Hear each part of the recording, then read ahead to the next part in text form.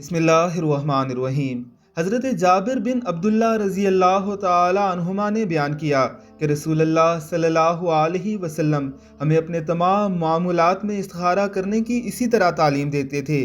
جس طرح قرآن کی کوئی سورت سکھلاتے۔ آپ صلی اللہ علیہ وسلم فرماتے کہ جب کوئی اہم معاملہ تمہارے سامنے ہو تو فرض کے علاوہ 2 رکعت نفل پڑھنے کے بعد یہ دعا پڑھے: اللہم انی استخیرک بعلمک واستقدرک بقدرتک واسألک من فضلک العظیم فإنک تقدر ولا اقدر وتعلم ولا اعلم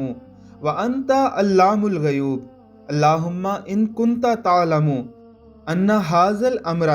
خیر لی فی دینی ومعاشی وعاقبۃ امری او قال فی عاجلی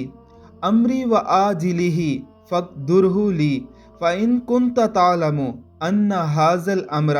شر لی فی دینی ومعاشی وعاقبۃ امری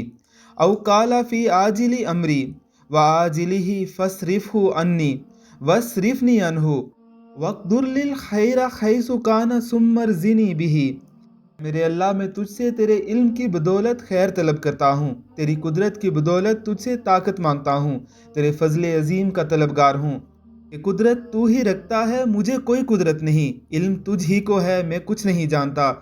تو تمام پوشیدہ باتوں کو جاننے والا ہے۔ اے میرے اللہ، اگر تو جانتا ہے کہ یہ کام جس کے لیے استخارہ کیا جا رہا ہے میرے دین دنیا اور میرے کام کے انجام کے اعتبار سے میرے لیے بہتر ہے، یا آپ نے فرمایا کہ میرے لیے وقتی طور پر اور انجام کے اعتبار سے یہ خیر ہے، تو اسے میرے لیے نصیب کر اور اس کا حصول میرے لیے آسان کر،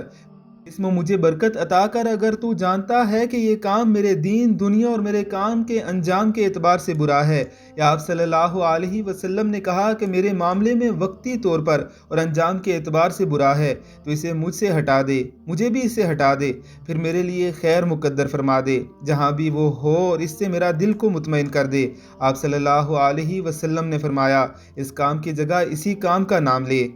یعنی ھذا الامر جہاں پر آتا ہے وہاں پر جو کام جس کے لیے استخارہ کیا جا رہا ہے اس کا نام لیا جائے۔